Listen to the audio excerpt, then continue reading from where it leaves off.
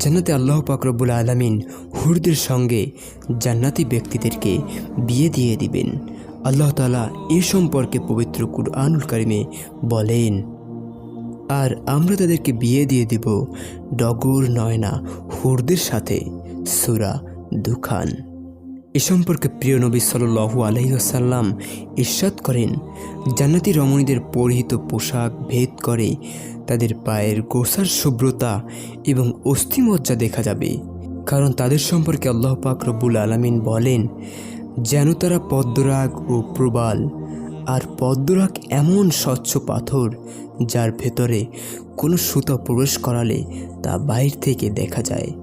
হাদিসে মহানবী সাল্লাল্লাহু আলাইহি ওয়াসাল্লাম জান্নাতি হুরদের রং সম্পর্কে বলেছেন, জান্নাতি রমণীদের 4 রঙে সৃষ্টি করা হবে, যেমন সাদা, হলদে, সবুজ ও লাল।